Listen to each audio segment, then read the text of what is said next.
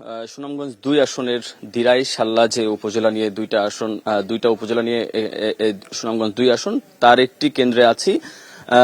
রাজেন্দ্রগঞ্জ রামচন্দ্র উচ্চ বিদ্যালয় একটি কেন্দ্র এখানে, এবং খুবই ভিতরে আর কি, খুবই গ্রামের মধ্যে, এবং এখানে সব ধরনের প্রস্তুতি নেওয়া হয়ে গেছে, এবং যেসব সরঞ্জাম আসার কথা ভোট কেন্দ্রে, যেসব যে ভোট ব্যালট পেপার থেকে শুরু করে গণভোটের যে পেপার আছে এবং আনুষঙ্গিক যে ব্যালট বক্স সহ অন্যান্য যেসব জিনিসপত্র সবই এখানে চলেছে। এবং দেখতেই পাচ্ছেন যে ভোটাররা যে লাইন দিয়ে যে ভোট দিতে যাবে যেসব বুথে, সেগুলো কিন্তু ইতিমধ্যে একদম প্রস্তুত করা হয়ে গেছে। অর্থাৎ রাত পেরোলেই যে ভোট প্রয়োগ শুরু হবে সেটি একেবারে ভোট কেন্দ্রগুলোতে গেলে সেটা বোঝা যাচ্ছে। আমি যদি একটু ভিতরে দেখাই, যে এইখানে একটি ভোট কক্ষ রয়েছে। এখানে মূলত সব ধরনের প্রস্তুতি ইতিমধ্যে নেওয়া হয়ে গেছে। যে 2টি বুথ রয়েছে এখানে, 3টি বুথ আমি দেখতে পাচ্ছি। এই বুথগুলোতে ভোটাররা যে স্ব প্রার্থীর পক্ষে তারা সিল মারবেন এবং ভোট প্রয়োগ করবেন। এর পাশাপাশি এখানে মোট 7টি ভোট বুথ রয়েছে, যেখানে ভোটাররা তাদের ভোট প্রয়োগ করবেন। আপনাকে একটু তথ্য জানিয়ে রাখতে চাই, এই যে আসনটিতে রয়েছি সুনামগঞ্জ 2 আসন, এখানে মূলত 3 জন প্রার্থী রয়েছেন। 3 জন প্রার্থীর মধ্যে এখানে ধানের শীষ থেকে রয়েছে নাছির উদ্দিন চৌধুরী, এবং দাড়িপাল্লা প্রতীকে নির্বাচন করছেন শিশির মনির, এবং সিপিবি থেকে কাস্তে নিয়ে একজন আছেন নিরঞ্জন দাস। এবং সব মিলিয়ে এই আসনটির যে 111টি মোট ভোট কেন্দ্র রয়েছে, সবগুলোতেই আমরা খোঁজ নিয়েছি যে সব ধরনের প্রস্তুতি শেষ হয়ে গেছে। এবং আইন শৃঙ্খলা পরিস্থিতির কথা যদি একটু বলতে চাই, এখানে সব ধরনের নিরাপত্তা ইতোমধ্যে নেওয়া হয়েছে, এবং এই সীমানার মধ্যে কোনো জনসাধারণকে ঢুকতে দেওয়া হচ্ছে না। এবং যে ভোট কেন্দ্রগুলো রয়েছে তার চারপাশ দিয়ে ঘিরে দেওয়া হয়েছে, এবং এর মধ্যে আইন শৃঙ্খলা বাহিনীর যারা নিয়োজিত রয়েছে তারা টহল দিচ্ছে। পাশাপাশি সেনাবাহিনী, বিজিবি তারাও বিভিন্ন সময় আসছেন এবং তারা তদারকি করছেন।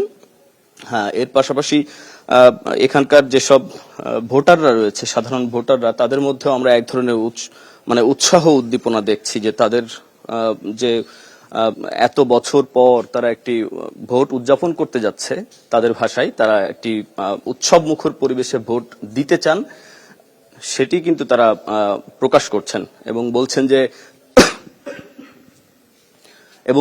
যে যেহেতু এতদিন তারা ভোট প্রয়োগ করতে পারে নাই, তাদের যে নিজস্ব প্রার্থীকে তারা নিজের মতো করে বাছাই করে ভোট দিতে পারেন নাই, সেই জায়গায় তারা সকাল থেকেই ভোট দিতে চান। এবং যেহেতু সকাল 7:30 থেকে ভোট প্রয়োগ শুরু হবে, সেই হিসাবে এখানে সব ধরনের প্রস্তুতি শেষ হয়েছে। এবং আপনাকে যদি জানিয়ে রাখতে চাই যে সুনামগঞ্জ 2, এই শুধু সুনামগঞ্জ 2 না, সুনামগঞ্জ জেলাতে 720টি কেন্দ্র রয়েছে, এবং তার মধ্যে ঝুঁকিপূর্ণ রয়েছে 247টি কেন্দ্র, এবং অতি ঝুঁকিপূর্ণ হিসেবে তালিকাভুক্ত করা হয়েছে 89টি।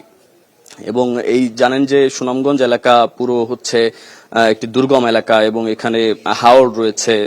সো দুর্গম এলাকা হিসাবে 157টি কেন্দ্রকে চিহ্নিত করা হয়েছে, যেখানে পর্যাপ্ত পরিমাণ আইন শৃঙ্খলা বাহিনী নিয়োজিত করা হয়েছে। আমরা জানতে চেয়েছিলাম যে অতি ঝুঁকিপূর্ণ যে 89টি কেন্দ্র রয়েছে, সেই জায়গাগুলোতে কি ধরনের নিরাপত্তা দেওয়া হচ্ছে।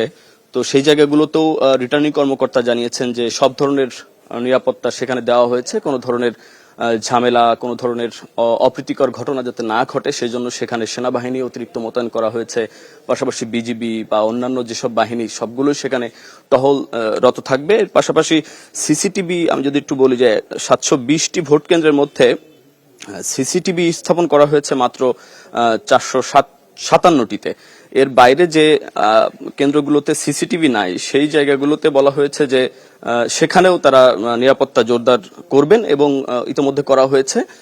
সুতরাং নিরাপত্তা নিয়ে কোনো ধরনের বেগ পেতে হবে না, এমনটি তারা বলছেন। এবং আমরা যে কেন্দ্রটিতে রয়েছে, এই কেন্দ্রের সার্বিক পরিস্থিতি যেটা দেখছি, যে সব ধরনের নিরাপত্তা এখানে রয়েছে, এবং এই আশপাশে মোট 111টি যে কেন্দ্র রয়েছে এই আসনে সুনামগঞ্জ 2, সব জায়গাতেই নিরাপত্তা বেশ ভালোই বাড়ানো হয়েছে, এবং কোনো ধরনের ভোট কেন্দ্রের যে নিরাপত্তা সেটি স্পষ্ট দেখা যাচ্ছে। তো রাত পেরোলেই ভোট শুরু হবে, সেটি আমেজ আমরা সাধারণ মানুষের মধ্যেও দেখতে পাচ্ছি। তো এই ছিল সবশেষ। মুন্নাফ রশিদ, আপনাকে ধন্যবাদ। মুন্নাফ আমাদের সঙ্গে সুনামগঞ্জ থেকে যুক্ত হয়ে সেখানকার এখনকার পরিস্থিতি সম্পর্কে জানাচ্ছিলেন।